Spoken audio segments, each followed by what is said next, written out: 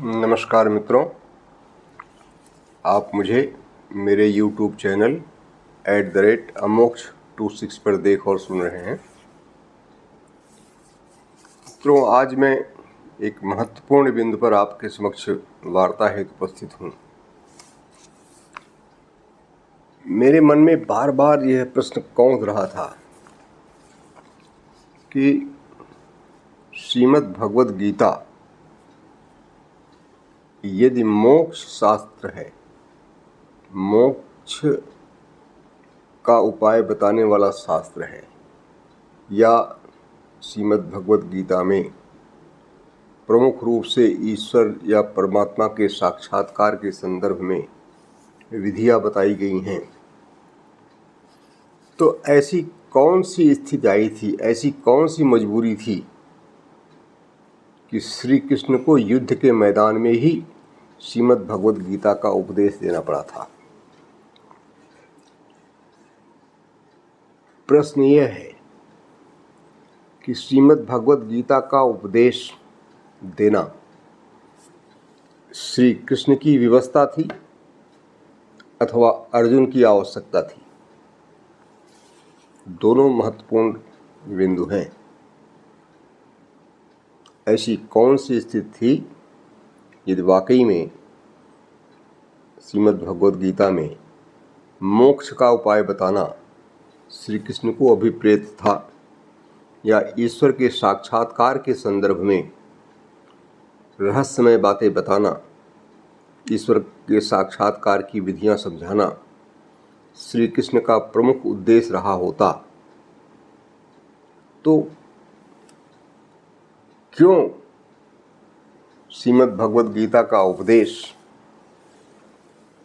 युद्ध के मैदान में दिया गया? जैसे औपनिषदिक आचार्यों ने मोक्ष प्राप्ति के उपायों के संदर्भ में अपने शिष्यों के समक्ष आश्रमों में,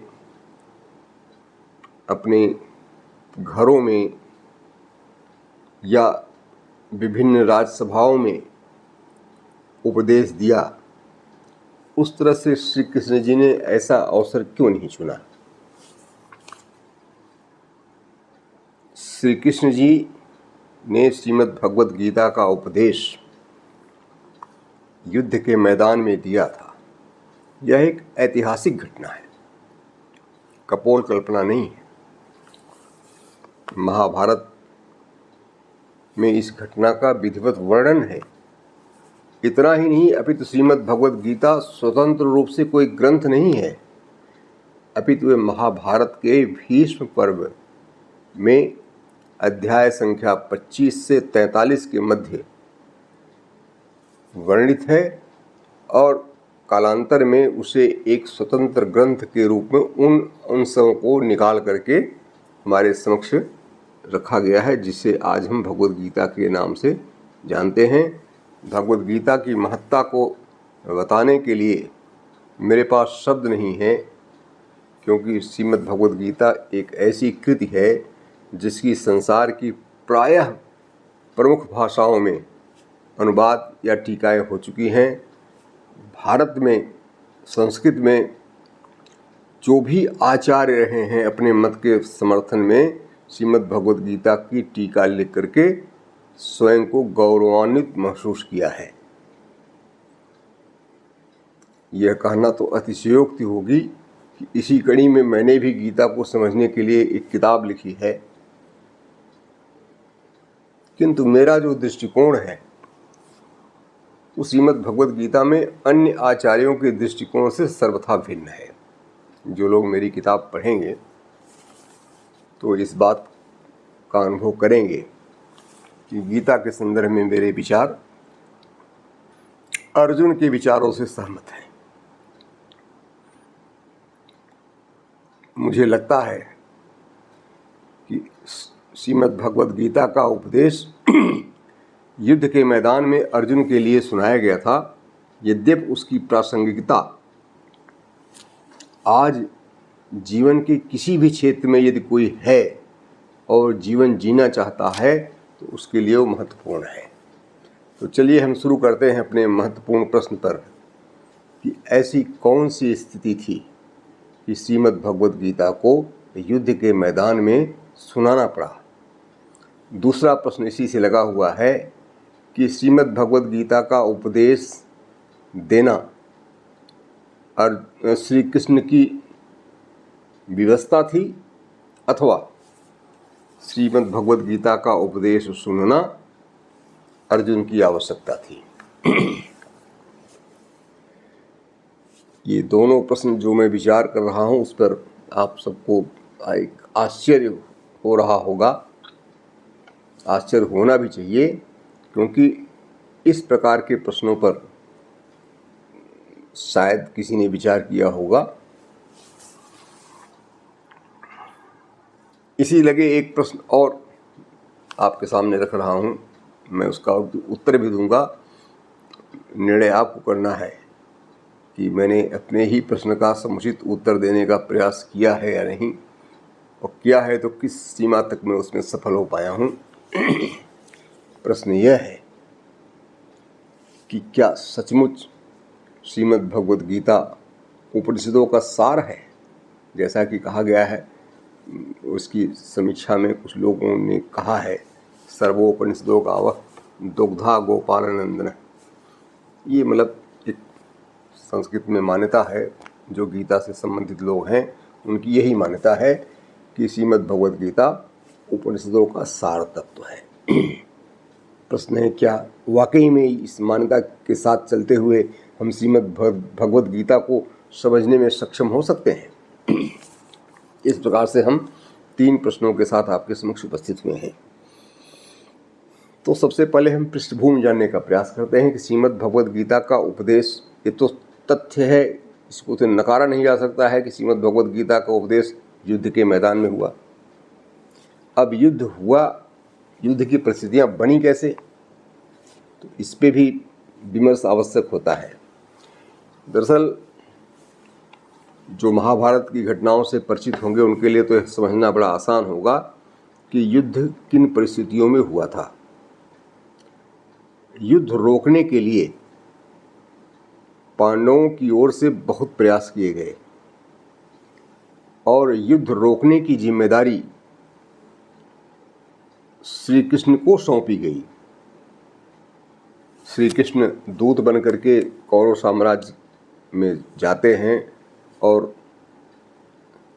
बताते हैं कि पांडवों का वनवास पूरा हो चुका है, अज्ञातवास भी पूरा हो चुका है, अतः द्यूत कीड़ा में हड़पी हुई जो राज्य संपत्ति है उसे पांडवों को वापस कर दिया जाए।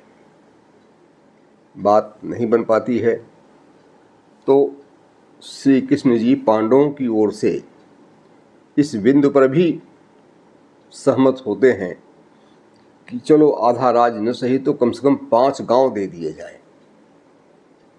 श्री कृष्ण के इस प्रस्ताव पर कौरव साम्राज्य की ओर से दुर्योधन की बड़ी प्रसिद्ध उक्ति है, दुर्योधन के माध्यम से कहलाया गया है, या दुर्योधन ने कहा होगा कि सुच्यग्रम न दास्यामि बिना युद्धेन केशव। हे केशव, बिना युद्ध के सुई के नोक के बराबर जमीन भी मैं नहीं दूंगा।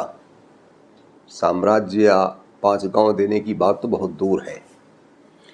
तो कौरव साम्राज्य के, कुरु साम्राज्य के इस रवैये के दृष्टिगत युद्ध अपरिहार्य हो गया था और यह युद्ध कौरवों की ओर से पांडवों पर थोपा हुआ युद्ध था। अब युद्ध डिक्लेयर्ड हो गया, युद्ध पर सहमति बन गई कि युद्ध का कोई विकल्प नहीं है, शांति के लिए युद्ध अपरिहार्य है, आवश्यक है। इस बिंदु पर दोनों पक्षों ने अपनी सहमति जताई। इसके उपरांत तो युद्ध अवश्यंभावित था और दोनों पक्षों की सेनाएं कुरुक्षेत्र के मैदान में आमने सामने खड़ी होती हैं। संजय जी को यह कार्य सौंपा गया राज्य सरकार की ओर से, कौरव साम्राज्य की ओर से, कि वह दिन प्रतिदिन का हाल आंखों देखा वर्णन धृतराष्ट्र को प्रस्तुत करेंगे। उन्हें एक दिव्य दृष्टि दी गई। उस दिव्य दृष्टि के माध्यम से संजय युद्ध को देखने में सक्षम हो गए। धृतराष्ट्र उनसे पूछते हैं कि धर्म क्षेत्रे कुरुक्षेत्रे समवेतायुत्सवः माम का पांडवा सेव किम अकुर्वत संजय। यानी युद्ध का हालचाल जानने की पहल सबसे पहले धृतराष्ट्र करते हैं और संजय उन्हें पूरा आंखों देखा हाल बताते हैं कि कैसे कैसे कौन कौन लोग कहाँ कहाँ पर कौरवों की ओर से खड़े हैं और कौन कौन लोग कहाँ कहाँ पर पांडवों की ओर से खड़े हैं। इसी बीच संजय जी रिपोर्ट करते हैं कि कृष्ण और अर्जुन की क्या स्थिति है। संजय जी का कहना है कि श्री कृष्ण अर्जुन के सारथी थे, क्योंकि युद्ध आरंभ होने के पहले ही श्री कृष्ण जी ने एक शर्त रखी थी कि इस महाभारत के युद्ध में वो किसी भी पक्ष से नहीं लड़ेंगे। शर्त थी कि यदि उन्हें कोई अपने पक्ष में लेता है तो निहत्थे रहेंगे। और सौभाग्य या दुर्भाग्य कहा जाए कि दुर्योधन के हक में श्री कृष्ण की नारायणी सेना आई और पांडवों के हक में निहत्थे श्री कृष्ण आए। तब निहत्था आदमी क्या कर सकता है? तो उन्होंने सारथित्व का भार सौंपा, अपने आप को लिया। मैंने युधिष्ठिर ने उसे अर्जुन के सारथी के रूप में नियुक्त किया। अब जब अर्जुन के सारथी हो गए श्री कृष्ण, तो श्री कृष्ण से अर्जुन कहते हैं कि सेनयोर उभयोर मध्य रथम स्थापय में च्युत। हे अच्युत, हे श्री कृष्ण जी, दोनों सेनाओं के बीच में मेरा रथ ले चलिए। क्यों ले चलिए? यावत एतान निरीक्षे हम युद्ध कामान नवस्थितान कैर्मया सह योद्धव्यम अस्मिन रण समुद्यमे।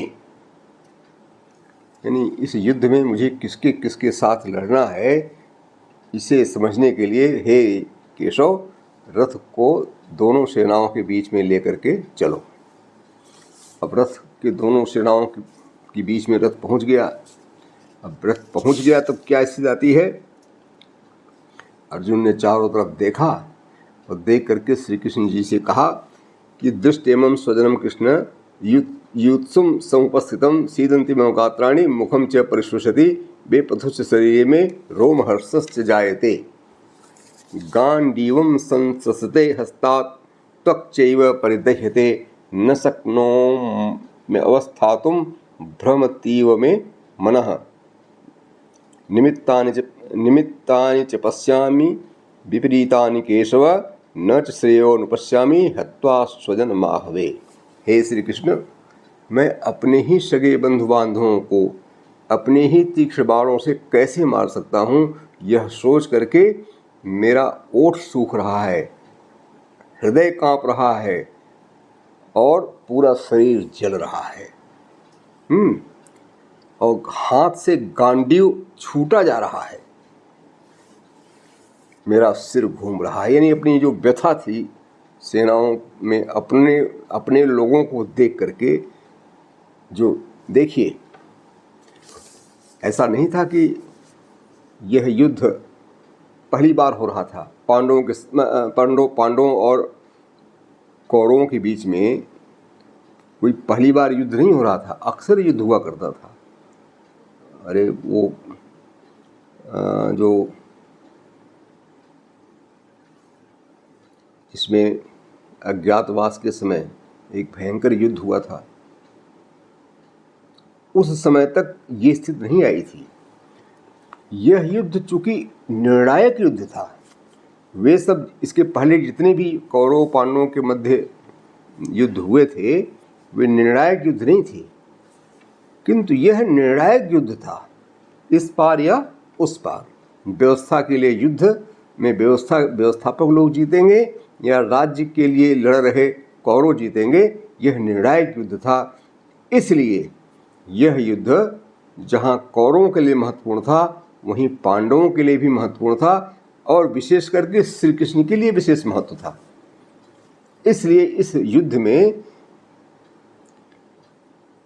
चूंकि अंतिम निर्णय होना था, इसलिए युद्ध में दो ही परिस्थिति थी, या तो लोग सर के मतलब बाणों के तीक्ष्ण घावों के सामने रुके और बाणों को सहें, दिवंगत हों, कटे मरे, या फिर पलायन कर जाए। दो ही विकल्प था, तीसरा कोई विकल्प नहीं था। समझौते का कोई विकल्प नहीं बचा था। या तो सरेंडर करो पूरी तरह से या फिर स्वर्ग जाओ। इसलिए इस अपरिहार्य युद्ध को और अंतिम युद्ध को सोच करके अर्जुन की जो मनोदशा थी उस समय, उसको श्रीमद् भगवद गीता के प्रथम अध्याय में महर्षि वेद व्यास जी ने बड़े ही साहित्यिक ढंग से लिखा है। आप सब लोग चाहें तो इसे आराम से पढ़ सकते हैं। अंत में अर्जुन के मुख से निकलता है, अहोबत महत पापम कर्तुम व्यवसिता वयम यद्राज्य सुख लोभेन हंतुम स्वजनम बुद्धिताः यदि माम प्रतीकारम अशस्त्रम शस्त्रपाणयः धार्तराष्ट्रा रणे हंतुम हन्युस्तन्मे क्षेमत्रम भवेत्। एवं मुक्ता अर्जुन सांख्ये रथोपस्थ उपविशत् विसृज्य सरम चापम शोक संविघ्न मानस। अर्जुन ने ग्लानि भरे शब्दों में कहा, अहोबत महत पापम कर्तुम व्यवसिता वयम यद्राज सुख लोभेन हंतुम स्वजन मुद्यता है। हे माधव, यह कैसी विडंबना है कि राज्य के सुख के लोभ में हम अपने ही लोगों को मारने के लिए खड़े हुए हैं। इससे तो अच्छा होगा कि मुझ शस्त्रहीन को शस्त्रयुक्त कौरव मार डालें तो भी मुझे कोई दुख नहीं होगा, अच्छा ही होगा। क्षेमतरो भवेत् अन्युस्तन्मे क्षेमतरो भवेत्। इस प्रकार कह करके अर्जुन धनुष बाण रख करके रथ के पीछे बैठ गए। अर्जुन की इस दशा को देख करके श्री कृष्ण जी ने कहा, कुतस्त्वाकस्मलमिदं विषमे समुपस्थितम अनार्यजुष्टम अस्वर्गम अकीर्तिकरम। अर्जुन, यहीं पर टर्निंग पॉइंट आती है जो मैं बात कहना चाहता हूँ। श्री कृष्ण ऐसा नहीं था कि ऐसी परिस्थितियाँ थी श्री कृष्ण के सामने जब वो पांडवों के निर्णय से क्षुब्ध न हुए होते। एक समय था जब दुर्योधन के प्रस्ताव पर जुआ खेलने के लिए युधिष्ठिर गए, वहीं पर रोक सकते थे। श्री कृष्ण तो जानते ही थे कि जुआ खेलना अनर्थकारी है, और दूसरी बार भी जुआ खेलने गए तब तो श्री कृष्ण जी को चाहिए था कि वहीं रोक देते। मान ले पहली बार नहीं रोके तो दूसरी बार उन्हें रोकना चाहिए था, किंतु क्यों इस बार अर्जुन के निर्णय से क्षुब्ध होकर के श्री कृष्ण जी को यह कहना पड़ा कि कुतस्त्वाकस्मलमिदं विषमे समुपस्थितम अनार्यजुष्टम अस्वर्गम अकीर्तिकरम। अर्जुन, हे अर्जुन, तुम्हारे दिमाग में यह कायरता या यह व्यामोह क्यों आ गया है, और ये जो तुम्हारा कृत्य है, तुम्हारा जो निर्णय है वो अकीर्तिकर है और अनार्यजुष्ट है, गंवारों के द्वारा किया जाने वाला है, अस्वर्गकारी है, इससे तुम्हें कीर्ति भी नहीं मिलेगी, अकीर्तिकर है। तो ऐसी स्थिति क्यों आ गई? प्रश्न है कि श्री कृष्ण जी ने इस बार ही अर्जुन से क्यों पूछा। क्यों? क्योंकि श्री कृष्ण जी भी जानते थे कि यह अंतिम युद्ध है, इस युद्ध में सब कुछ निर्णीत हो जाना है। इसलिए अर्जुन से श्री कृष्ण जी ने अपनी क्षुब्धता व्यक्त कर दी, और इस क्षुब्धता को व्यक्त करने का कारण क्या था? अर्जुन इसके कारण नहीं थे। अर्जुन ने तो अपना निर्णय सुना दिया था कि मैं अपने गुरुओं पर बाण नहीं चलाऊंगा, अच्छा होगा कि कौरव लोग मुझे ही मार डालें। यानी अर्जुन का जो निर्णय था वह उनके द्वारा सोची समझी गई रणनीति के तहत था। उसके पीछे तर्क अर्जुन ने दिया है, इतने तर्क नहीं दिया था जो अभी मैंने बताया है। उन्होंने ये भी कहा कि भाई युद्ध होगा तो हमारे गुरुजी लोग मरेंगे और तमाम जो है हमारे समाज की सेनाओं में महिलाएं विधवा हो जाएंगी, उनसे कुत्सित संतानें पैदा होंगी, जिसके नाते पिंड आदि क्रियाएं भी समाप्त हो जाएंगी। इस तरह से ढेर सारे तर्क उन्होंने दिया था। इन सारे तर्कों को सुनने के उपरांत श्री कृष्ण जी ने युद्ध में इस अर्जुन के इस निर्णय पर हस्तक्षेप करना उचित समझा। क्यों? क्योंकि श्री कृष्ण के अवतरण का उद्देश्य यहाँ बाधित हो रहा था। श्री कृष्ण के अवतरण का उद्देश्य क्या है? यदा यदा हि धर्मस्य ग्लानिर्भवति भारत अभ्युत्थानमधर्मस्य तदात्मानं सृजाम्यहम् परित्राणाय साधूनां विनाशाय च दुष्कृतां धर्म संस्थापनार्थाय संभवामि युगे युगे। श्री कृष्ण के अवतरण का यही उद्देश्य था कि वो समाज में एक सुव्यवस्थित राज्य की स्थापना करेंगे, और एक सुव्यवस्थित राज्य की स्थापना का जो उनका जो स्वप्न था वह अर्जुन के युद्ध न करने के निर्णय से डगमगा रहा था। अर्जुन युद्ध न करते तो भी युद्ध तो होता ही होता, परिणाम दोनों ही स्थितियों में आने थे। युद्ध होता तो वह परिणाम आता जिसकी कल्पना अर्जुन ने किया था, जिसका वर्णन अर्जुन ने किया था कि स्त्रियां विधवा हो जाएंगी, विधवा स्त्रियों से कुल धर्म नष्ट हो जाएगा, कुल धर्म नष्ट होने से वर्णसंकर संतानें पैदा होंगी, वर्णसंकर संतानों के पैदा होने से पिंड आदि क्रियाएं लुप्त हो जाएंगी। ये युद्ध के परिणाम संभावित थे जिसकी कल्पना अर्जुन ने की। और यदि अर्जुन न युद्ध करते तो भी युद्ध होता, फिर परिणाम क्या निकलता कि अर्जुन युद्ध में न होते, पांडवों की सेना हार जाती, और जब पांडवों की सेना हार जाती तो कौरवों की सेना जीतती। अब जब कौरवों की सेना जीतती तब अत्याचार जीतता, व्यभिचार जीतता, राज्य के प्रति कुदृष्ट जीतती। और श्री कृष्ण का जो स्वप्न था एक कुशल राज्य की स्थापना, एक समृद्ध राज्य की स्थापना, एक नैतिक राज्य की स्थापना, ये सब धराशायी हो जाते हैं। तो श्री कृष्ण जी को अपना स्वप्न डगमगाता दिख रहा था अर्जुन के निर्णय से। अर्जुन के युद्ध न करने के निर्णय से श्री कृष्ण चिंतित हो गए। अब जब श्री कृष्ण चिंतित हुए तब उन्होंने हस्तक्षेप किया, अन्यथा तो युधिष्ठिर के निर्णय पर तो कोई क्षुब्धता नहीं व्यक्त किए थे। यहाँ तक कि वो जो है नाना प्रकार के कष्टों को जंगलों में सहते रहे। इन सब का कारण दुर्योधन की युधिष्ठिर की हठधर्मिता थी। हम जुआ खेलेंगे, वहीं डांट सकते थे, वहीं उन्होंने हस्तक्षेप कर लिया होता कि युधिष्ठिर तुम गलत कर रहे हो, जैसा उन्होंने अर्जुन से कहा, अर्जुन को डांटा है। कुतस्त्वा कस्मलमिदं विषमे समुपस्थितम अनार्यजुष्टम अस्वर्गम अकीर्तिकरम अर्जुन।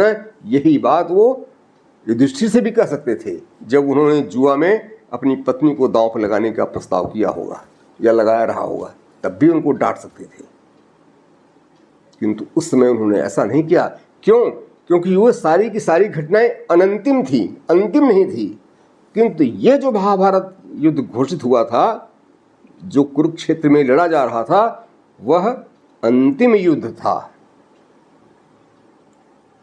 इस युद्ध में या तो दुर्योधन का स्वप्न टूटना था या श्री कृष्ण का स्वप्न टूटना था। दोनों में से एक का स्वप्न टूटना था। और ऐसी स्थिति में जब श्री कृष्ण जी ने समझा कि उनका स्वप्न टूट रहा है, क्योंकि अर्जुन युद्ध से विरत होते हैं, युद्ध का बहिष्कार करते हैं, तो युद्ध तो होगा ही होगा, किंतु परिणाम यह होगा कि पांडव हार जाएंगे। और पांडवों के हारने का परिणाम क्या होगा कि अनैतिकता का विजय होगा, कौरवों का विजय होगा, अत्याचार का विजय होगा, व्यभिचार का विजय होगा, भ्रष्टाचार का विजय होगा, राज्य के प्रति कुदृष्टि की विजय होगी। इन सारी शंकाओं को समझते हुए श्री कृष्ण जी ने तत्काल हस्तक्षेप करना उचित समझा और फिर अर्जुन को समझाना चाहा। इसके पहले ही अर्जुन एक प्रश्न करते हैं। अर्जुन को भी लग गया कि यार श्री कृष्ण जी तो कभी इस तरह से कटु वाक्य नहीं बोलते हैं, किंतु अर्जुन को अपने भी निर्णय पर कोई क्षोभ नहीं था, कोई पश्चाताप नहीं था, क्योंकि वो अपने निर्णय के प्रति पर्याप्त कारणों के साथ उपस्थित थे। ऐसी स्थिति में अर्जुन के सामने एक द्वंद्वात्मक स्थिति आई कि वो अपने निर्णय पर अडिग रहें या श्री कृष्ण जी ने जो टोका है उस पर विचार करें। फिर अर्जुन कहते हैं, अर्जुन का जो प्रश्न है उसे समझिए। अर्जुन ने क्या कहा? अर्जुन ने कहा, यही कितनी विनम्रता के साथ अर्जुन अपनी बात कह रहे हैं। कार्पण्य दोषोपहत स्वभावः पृच्छामि त्वां धर्म समूढ़ चेताः यच्छ्रेयश्चार निश्चितं ब्रूहि तन्मे शिष्यस्तेहं साधि मां त्वां प्रपन्नम। एक मुमुक्षु अपने गुरु जी के पास जाता है तो इस निर्णय के साथ जाता है, इस मनोदशा के साथ जाता है कि संसार में उसे नहीं रहना है, क्योंकि संसार में जब तक रहेगा तब तक वह व्याधियों से मुक्त नहीं होगा, दुखों से मुक्त नहीं होगा। वह समझता है कि दुखों से अंतिम रूप से मुक्त होने के लिए उसे मुक्त होना है, संसार के आवागमन की प्रक्रिया से मुक्त होना है। इस मुक्त होने के उपाय खोजने के लिए वह अपने गुरु जी के शरण में जाता है और गुरु जी उसे मुक्ति की साधना समझाते हैं और आदेश देते हैं, तुम इन साधनाओं को करो। गुरु के पास शिष्य एक मनोकामना के साथ जाता है। वह इस बिंदु पर मत स्थिर किए हुए होता है कि उसे संसार के आवागमन की प्रक्रिया से मुक्त होना है, और संसार के आवागमन की प्रक्रिया से मुक्ति का उपाय उसे उसके गुरुदेव ही समझाएंगे, और गुरुदेव भी उसे मुक्ति का, संसार के आवागमन की प्रक्रिया से मुक्ति का उपाय बताते हैं और आदेश देते हैं, तुम जाकर के इन साधनाओं को करो, तब तुम मुक्त हो जाओगे। और यहाँ पर क्या है, अर्जुन द्वंद्वात्मक स्थिति में है। अर्जुन यह निश्चय नहीं कर पा रहे हैं उन्हें पूछना क्या है। तब वो कहते हैं, हे प्रभु, मेरे लिए जो श्रेयस्कर हो वही आप बता दें, मैं क्या करूं। मेरे सामने स्थिति है कि मेरा जो दिमाग है वो काम नहीं कर रहा है। मैंने जो निर्णय लिया है उस निर्णय के विरुद्ध निर्णय लेने की मेरे पास साहस नहीं है, न कोई तर्क है, किंतु आपने जो कहा है वो भी मुझे ठीक ही लग रहा है, किंतु मैं आपके कहे पर भी मत स्थिर नहीं कर पा रहा हूँ। अतः आप बताएं मैं क्या करूं, आपका वचन पालन करूं या अपने वचन पर दृढ़ रहूं। यही है, यच्छ्रेयः स्यात् निश्चितं ब्रूहि तन्मे। वहाँ जो शिष्य है वो अपने संकल्प के साथ जाता है कि उसे मुक्त होना है, उसे मुक्ति के उपाय चाहिए।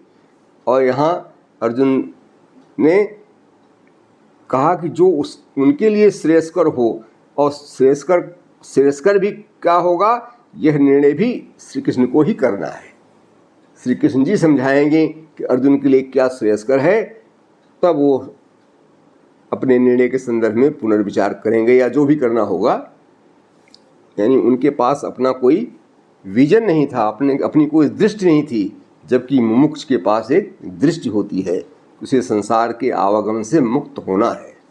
अर्जुन के पास सिर्फ एक दृष्टि थी, वो ये थी कि इस विषम परिस्थिति में वो क्या करें और क्या करें जो उनके लिए श्रेयस्कर हो। यह निर्धारण भी श्री कृष्ण को ही करना था कि अर्जुन के लिए क्या श्रेयस्कर होगा।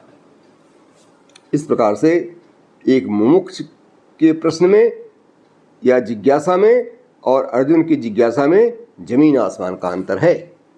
मुमुक्ष साभिलाष जाता है और अर्जुन निरभिलाष जाते हैं। अर्जुन अपने लिए क्या श्रेयस्कर है इसका निर्धारण करके नहीं जाते हैं। आप यूँ समझिए, मुमुक्ष की दशा यूँ होती है जैसे कोई डॉक्टर के पास जाए और डॉक्टर से कहे कि डॉक्टर साहब मेरे सिर में दर्द हो रहा है, कृपया पैरासीटामॉल दे दें। और अर्जुन क्या कह रहे हैं डॉक्टर से कि हे डॉक्टर साहब मेरे सिर में दर्द हो रहा है, जो उचित समझे वो करें।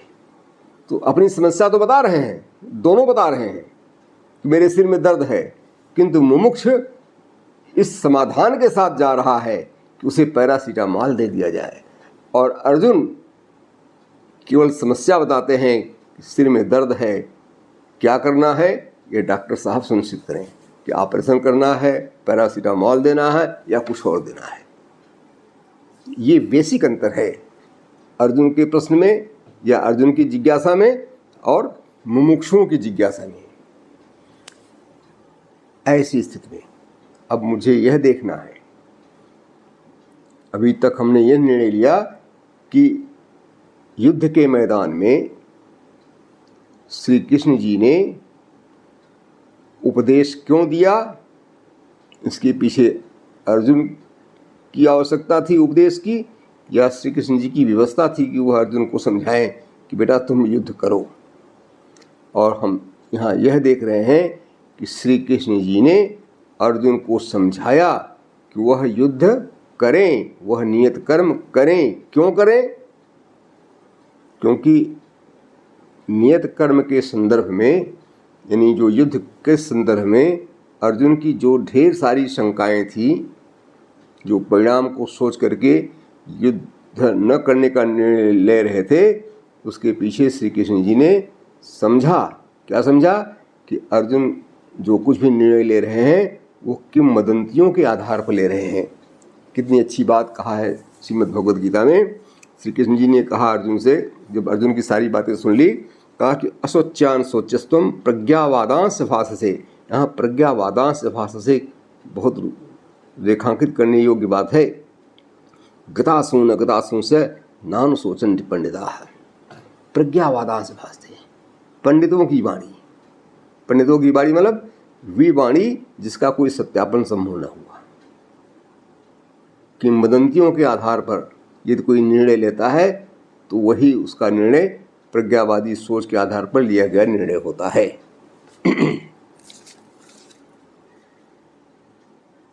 अर्जुन के सामने क्या समस्या थी कि अपने गुरुओं को मारेंगे। तो श्री कृष्ण जी कहते हैं कि भाई कोई किसी को मार नहीं पाता है और न कोई किसी के मरने से मरता है। न त्वेवाहम जातुनासम न त्वम नेमे जनाधिपाः न चैव न भविष्यामः सर्वे वयम अतः परम। ऐसा नहीं है कि किसी के मारने से कोई मरता है, या इस युद्ध में जो मारेंगे वो दोबारा पैदा नहीं होंगे। अपना भी उदाहरण देते हैं, न त्वेवाहम जातुनासम, न तो मैं मरूंगा न तुम मरोगे, न ये राजा लोग मरेंगे, समाप्त होंगे, नासमन समाप्त होंगे। न चैव न भविष्यामः, और ऐसा भी नहीं होगा कि हम लोग फिर से नहीं होंगे। यही है सृष्टि के चक्रवर्ती होने का सबसे बड़ा प्रमाण कि श्री कृष्ण जी समझाते हैं कि यह सृष्टि की प्रक्रिया अनवरत रूप से गतिमान है। अतः तुम्हारे दिमाग में यदि कोई शंका हो है कि जब हम इन सबको मारेंगे तो पाप लगेगा तो हमें जो है पाप भोगने के लिए संसार में रहना पड़ेगा, तो हमारी संसार से मुक्ति नहीं हो पाएगी। इस शंका के कारण, इस कपोल कल्पना के कारण यदि तुम युद्ध न करने का निर्णय लिए हुए हो तो समझ लो कि कोई भी विनष्ट नहीं होने वाला है। यह परिवर्तनशील संसार अनवरत रूप से गतिमान है, गति कभी रुकनी नहीं है।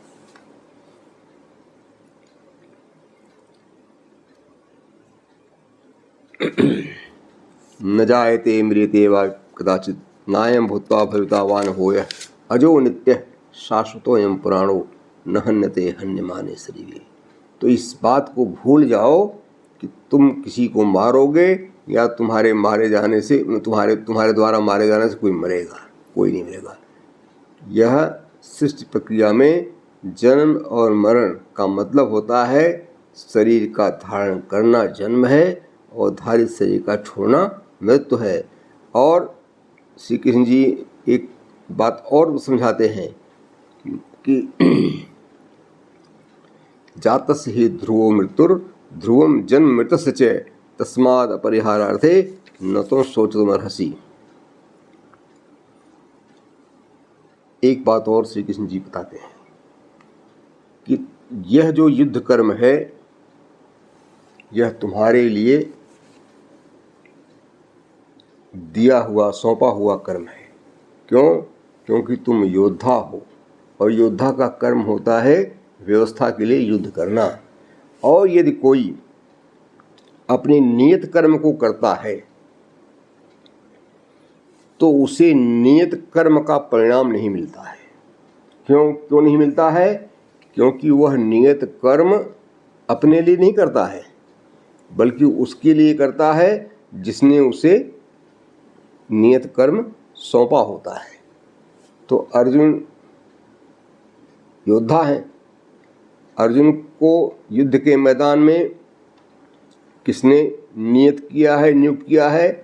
उनके राजा युधिष्ठिर ने नियुक्त किया है।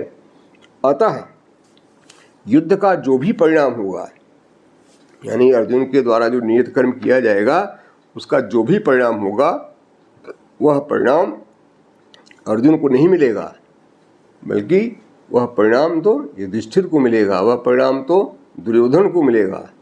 क्योंकि युद्ध की कार्य योजना तो दुर्योधन बनाई है, अब उस कार्य योजना को स्वीकार किया है युधिष्ठिर ने। अतः युद्ध का जो भी परिणाम होगा वह युद्ध के जो नियोक्ता हैं, युद्ध के जो योजक हैं दुर्योधन और युधिष्ठिर, वे दोनों ही प्राप्त करेंगे, न कि सेनाएं प्राप्त करेंगी। सेनाएं क्या प्राप्त करेंगी? हतो वा प्राप्स्ये स्वर्गम जित्वा वा भोक्ष्यसे महीम्। युद्ध करते हुए यदि मार दिए जाते हो तो स्वर्ग को प्राप्त करोगे और युद्ध करते हुए यदि जीत जाते हो तो राज्य का उपभोग करोगे। ये तुम्हारा युद्ध करने का पारिश्रमिक होगा। और यदि तुम युद्ध से पलायन करते हो तो उसका भी फल बताया है श्री कृष्ण जी ने। अकृतिम चाभिभूतानि कथयिष्यन्ति तेभ्यां संभावितस्य चाकृतिर् मरणादतिर्च्यते अथ चेत्त्वमिमं धर्मं संग्रामं न करिष्यसि ततः स्वधर्मं कीर्तिं च हित्वा पापमवाप्स्यसि। तुम जिस पाप के भय से युद्ध नहीं कर रहे हो वह पाप तो तुम्हें युद्ध के पलायन से ही मिल जाएगा। तुम्हारी अपकीर्ति होगी और यह अपकीर्ति तुम्हारे मरण से भी बदतर होगी।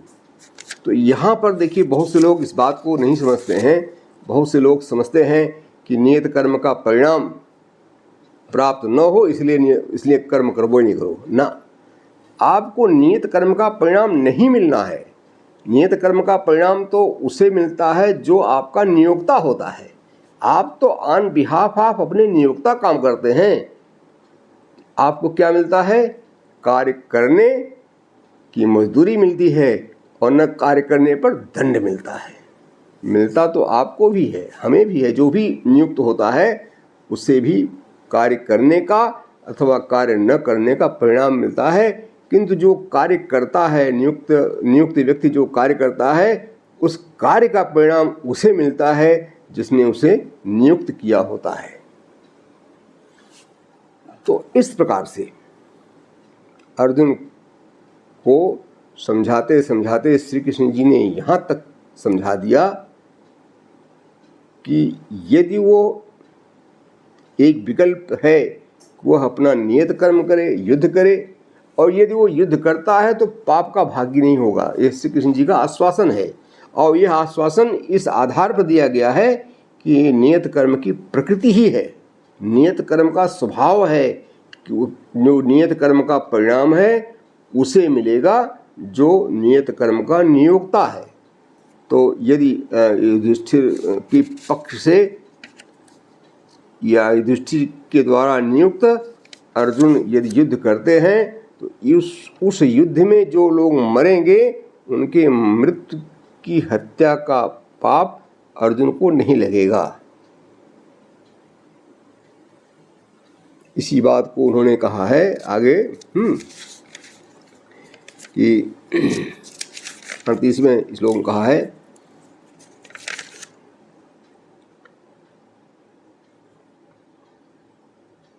सुख दुखे समे कृत्वा लाभा लाभो जया जयो ततो युद्धाय युजस्व नैवं पापम वापसी।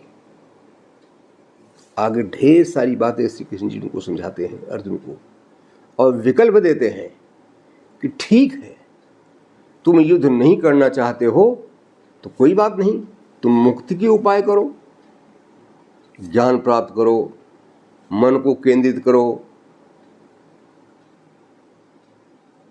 तात्विक स्थिति समझ लो कि सब कुछ परमात्मा ही है। और यहाँ तक कि उन्होंने परमात्मा का साक्षात्कार भी करा दिया है, क्योंकि मुक्ति के लिए परमात्मा का साक्षात्कार आवश्यक होता है, ऐसा उपनिषदों में बताया गया है। तो उन्होंने परमात्मा का साक्षात्कार भी करा दिया, किंतु मुक्ति के जितने भी उपाय श्री कृष्ण जी ने समझाया है उनमें एक भी ऐसा उपाय नहीं है जिसे करने के लिए मनुष्य सक्षम हो। यह बात उन्होंने हर उपाय के साथ साथ समझा दिया है। जैसे सर्वधर्मान परित्यज्य मामेकं शरणं व्रज अहम त्वा सर्व पापेभ्यो मोक्षयिष्यामि मा शुचः। यही तो श्री कृष्ण जी ने कहा है, सर्वधर्मान परित्यज्य। यदि आप सब धर्मों को छोड़ करके मामेकं शरणं व्रज, मेरे पास आते हो, अकेले आते हो, तो मैं तुम्हें सारे पापों से मुक्त कर दूंगा। अरे भाई, हम मनुष्य हैं, हम निरभिलाष तो हो ही नहीं सकते हैं। प्रश्न है हम सभी धर्मों को क्यों छोड़ें? ये प्रश्न आएगा ना कि ऐसी कौन सी मजबूरी है कि आप सर्वधर्म परित्यागी होना चाहते हैं। तो सर्वधर्म परित्यागी होने का जो भी कारण बताएंगे वही एक कारण होगा जिसके कारण आप सर्वधर्म परित्यागी होना चाहते हैं। इसको सीधी सी भाषा में कहा जाए कि ऐसी कोई परिस्थिति नहीं है जब आप सर्वधर्म परित्यागी हो जाएं। क्यों? क्योंकि आपको शरणागत की लालसा ऐसा करने के लिए विवश करेगी, और जब यह लालसा बनी हुई है तो आप निरभिलाष कैसे हो सकते हैं। तो कहने का आशा है कि निरभिलाष न हो पाना एक व्यक्ति की मनोवैज्ञानिक व्यवस्था नहीं बल्कि परिस्थिति है। हमारा ढांचा ही ऐसा है कि हम किसी भी अवस्था में अभिलाष शून्य नहीं हो सकते हैं। कोई न कोई अभिलाषा हमारे साथ तो रहती ही है। अभिलाषा हमारे स्वत्व के साथ जुड़ी हुई है। कामस्ततग्रे समवर्तताधि मनसो रेतः, है ना, ऋचाओं में कहा गया है कि ये जो कामना है, भावना है, अभिलाषा है, ये हमारे स्वत्व के साथ जुड़े हुए हैं। ये हमारी स्वरूपगत विशेषताओं में से हैं। इन्हें नष्ट नहीं किया जा सकता है। हाँ, इनके विषय को बदला जा सकता है। मैंने एक बार उदाहरण दिया था, जैसे कल्पना कीजिए इस कमरे में ढेर सारी कामनाएं रखी हुई हैं। कमरे में से कामनाओं को हटा पाना हमारे बस की बात नहीं है, किंतु हम किसी कामना विशेष से न जुड़ें, यह हमारे बस की बात है। तो इसलिए हम जो असात्विक कामनाएं हैं उनसे अपने आप को पृथक कर सकते हैं। और श्री कृष्ण अर्जुन का जो निर्णय था, उस निर्णय के पीछे श्री कृष्ण जी ने समझा था कि अर्जुन सात्विक वृत्ति के कारण युद्ध में जो भीषण रक्तपात होगा उस आशंका को समझ करके युद्ध न करने का निर्णय ले रहे हैं। तो श्री कृष्ण जी ने समझाया है, निस्त्रैगुण्यो भवार्जुन। नियत कर्म करने के लिए व्यक्ति को त्रिगुणातीत होना अपरिहार्य है। आप सात्विक वृत्ति के हैं तो आप अच्छा काम करेंगे, आप राजसिक वृत्ति के हैं तो ले दे के काम करेंगे, और यदि आप तामसिक वृत्ति के हैं तो आप अपना तो काम निकालेंगे, दूसरों का नुकसान कर देंगे। किंतु नियत कर्म करने के लिए व्यक्ति को इन तीनों गुणों से ऊपर उठना पड़ता है और मनुष्य के अंतर्गत विशेषता है वह इन तीनों गुणों से ऊपर उठ सकता है। श्री कृष्ण जी का कहना है कि व्यक्ति को चाहिए कि वह नियत कर्म करते समय कर्तव्य बुद्धि से युक्त हो जाए। तो कर्तव्य बुद्धि से युक्त होना ही श्री कृष्ण की दृष्टि में निस्त्रैगुण्य होना है, त्रिगुणातीत होना है। आपको नियत कर्म करते समय न सात्विक वृत्ति के साथ रहना है, न तामसिक वृत्ति के साथ रहना है, न राजसिक वृत्ति के साथ रहना है। रहना किसके साथ है? कर्म बुद्धि के साथ रहना है। आपको कर्तव्य बोध के साथ रहना है कि इस कार्य को आपको ही करना है। यदि आपने इस कार्य को नहीं किया तो यह कार्य नहीं हो पाएगा। यह कार्य आपको इसलिए सौंपा गया है कि नियोक्ता की दृष्टि में आप ही हैं इस कार्य को करने के लिए। तो परमात्मा जो इस संसार का नियोक्ता है, तो परमात्मा ही है जिन्होंने सबके गुण और कर्म का विभाग उन्होंने सबकी प्रास्थिति और सबकी उपयोगिता को देखते हुए किया, सबकी क्षमता को देखते हुए किया है। अब एक परिवार में ही है, परिवार में 10 सदस्य होते हैं और 10 सदस्यों की अलग अलग क्षमता होती है, अलग अलग अवस्था होती है। जो परिवार का मुखिया है वो 10 से एक ही काम नहीं लेता है। बच्चे से उसकी अपेक्षा नहीं होती है कि बच्चा जाकर के खेत में हल चलाए। बच्चे से अपेक्षा होती है वो खिलखिलाता हुआ हंसे, वह निरोग रहे। एक वृद्ध परिवार के वृद्ध सदस्य से परिवार के मुखिया क्या अपेक्षा होती है कि परिवार का जो वृद्ध सदस्य है वो कोई काम धाम न करे, वह अपनी शक्ति से ऊपर उठ के कोई काम न करे, वह अपने स्वास्थ्य को मेंटेन रखे। एक वृद्ध सदस्य से परिवार के मुखिया की यही अपेक्षा है। किंतु एक काम करने वाले सदस्य से परिवार का मुखिया नहीं चाहेगा कि वह निकम्मा बन के घूमे, वह उसे काम सौंपेगा। तो इस प्रकार से जो नियोक्ता होता है वह किसी को अपने कार्य को नियुक्त करने के लिए उसकी योग्यता और क्षमता का ही आकलन करता है, क्षमता का भी आकलन करता है। जैसे हम लोग सरकारी सेवा में थे तो सरकारी सेवा में जाने के लिए सरकार ने कुछ मापदंड निर्धारित किया था। जब हम लोगों ने उस मापदंड को पूरा किया तब सरकार ने हमें कार्य सौंपा। सरकार किसी को अरे गैर काम नहीं सौंपती है। सरकार भी सोचती है वो जो कार्य सौंप रही है उस कार्य को पूरा करने के लिए व्यक्ति सक्षम है अथवा नहीं है। एक सामान्य सा भी आपने घर में भी किसी को नौकरी पर रखते हैं या आपने किसी काम के लिए किसी मजदूर को बुलाते हैं तो सबसे पहले आप ये अंदाजते हैं जिस मजदूर को आप बुला रहे हैं वह आपके कार्य करने में सक्षम हो सकता है कि नहीं हो सकता है। उसकी क्षमता का परीक्षण हम आप स्वयं करते हैं, क्योंकि हम सब अपने कार्य के लिए उसे नियुक्त कर रहे होते हैं। तो ऐसे में श्री कृष्ण जी ने अर्जुन को समझाया कि वह इस युद्ध के प्रांगण में युद्ध करने के लिए नियुक्त हुए हैं।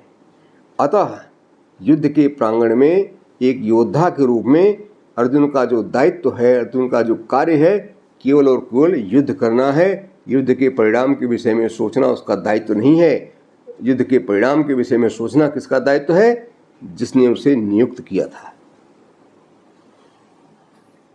दूसरा, अर्जुन के द्वारा युद्ध करने अथवा न करने के निर्णय से युद्ध की परिस्थिति में कोई अंतर नहीं आने वाला, मतलब युद्ध के होने न होने में कोई अंतर नहीं आने वाला था, क्योंकि युद्ध होने का निर्णय तो 2 राजाओं ने मिलकर किया था, युधिष्ठिर और दुर्योधन ने मिलकर किया था। तो युद्ध तो होता ही होता, परिणाम भी निकलता ही निकलता।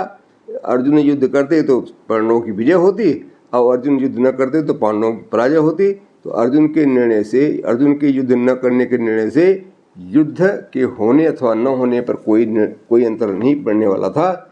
यह बात श्री कृष्ण जी ने अर्जुन को समझाया और अर्जुन जब इस बात को समझ गए कि निश्चित रूप से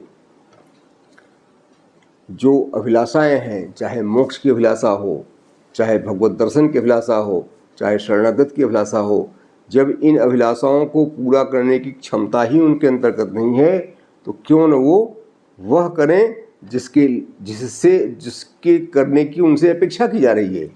क्यों न वह युद्ध करें क्योंकि युद्ध किए जाने की उनसे अपेक्षा की जा रही है। सारी बातों को सुनने के उपरांत जब श्री कृष्ण जी ने कहा कि इति ज्ञानमाख्यातम गुह्यात् गुह्यतरम मया विमृश्यते अशेषेण यथेक्षसि तथा करो।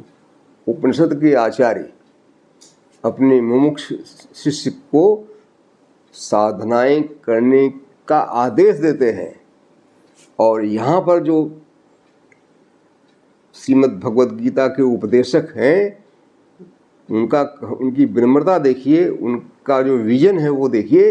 वो अपने शिष्य से अर्जुन से कहते हैं, तुम्हें ज्ञान विज्ञान की सारी बातें गूढ़ से गूढ़ रहस्यों का मैंने उद्घाटन कर दिया है, अब तुम्हें जो निर्णय लेना हो निर्णय लो। तुम युद्ध करोगे अथवा नहीं युद्ध करोगे। युद्ध करना चाहते हो तो मेरा स्मरण करते हुए युद्ध करो, और युद्ध नहीं करना चाहते हो, कुछ और चाहते हो, तो निर्णय लेने में तुम सक्षम हो। जो कुछ भी था मैंने सब खोल खोल कर परत दर परत बता दिया है। और अर्जुन की विनम्रता देखिए। अर्जुन कहते हैं, नष्टो मोह स्मृतिर्लब्धा तत्प्रसादान में आच्युत स्थितोस्मि गत संदेह करिष्ये वचनम तव। अर्जुन ही हैं जिन्होंने गीता के उपदेशों को सुनने के बाद यह मत स्थिर किया कि श्री कृष्ण जी की उनसे अपेक्षा है कि वह युद्ध के मैदान में युद्ध करें। अर्जुन ही ऐसे व्यक्ति हैं जिन्होंने समझा था कि श्री कृष्ण जी की अपेक्षा है कि वह मुक्ति साधना के लिए, भगवत दर्शन की साधना के लिए आगे न आकर के वह करें जिसके लिए अर्जुन युद्ध के मैदान में है, अर्थात अर्जुन युद्ध करें, अर्जुन नियत कर्म करें। तो इस प्रकार से हम समझते हैं कि श्रीमद् भगवद गीता में मुक्त की साधना, मुक्त का उपाय नहीं बताया गया है। क्यों? यदि मुक्त का उपाय बताना श्री कृष्ण को अभिप्रेत होता तो वह युद्ध के मैदान में गीता का उपदेश न देते। युद्ध के मैदान में गीता का उपदेश देने के पीछे श्री कृष्ण जी की मंशा यह थी कि यदि अर्जुन युद्ध के मैदान से बाहर हो जाते हैं तो युद्ध का परिणाम पांडवों के पक्ष में नहीं जाएगा, और जब युद्ध का परिणाम पांडवों के पक्ष में न गया तो सुसमृद्ध राज की स्थापना की कल्पना श्री कृष्ण की कल्पना ही रह जाती, फिर वह मूर्त रूप न ले पाती। अतः युद्ध के मैदान में अर्जुन को श्रीमद् भगवद गीता का उपदेश देना श्री कृष्ण की व्यवस्था थी, और उन्होंने इस ढंग से उपदेश दिया कि अर्जुन बिना किसी दबाव के नियत कर्म की ओर उन्मुख हुए। और जब श्री कृष्ण ने देखा कि अर्जुन नियत कर्म की ओर उन्मुख हुए हैं तो श्री कृष्ण उनके पीछे पीछे चल दिए। तो मित्रों, श्रीमद् भगवद गीता के अध्ययन से जिस निष्कर्ष को अर्जुन ने प्राप्त किया है श्रीमद् भगवद गीता का, वही निष्कर्ष समुचित निष्कर्ष है।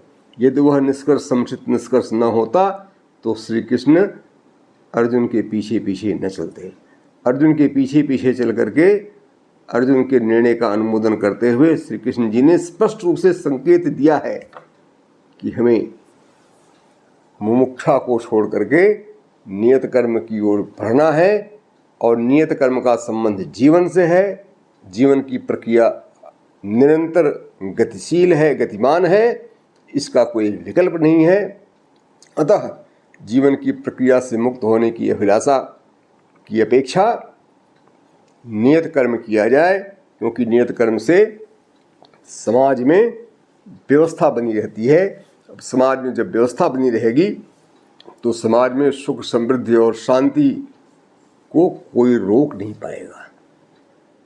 मैं समझता हूँ आज आपसे इतना विमर्श हुआ है। आप मेरे विचारों से असहमत भी हो सकते हैं, सहमत भी हो सकते हैं, किंतु इतनी सी जिज्ञासा है, यदि आप असहमत हों तो उस असहमति के संदर्भ में अपनी टिप्पणी अवश्य दें, उन कारणों को बताएं जहां मैं अपनी बात को कहने से चूक गया हूं। धन्यवाद, नमस्कार।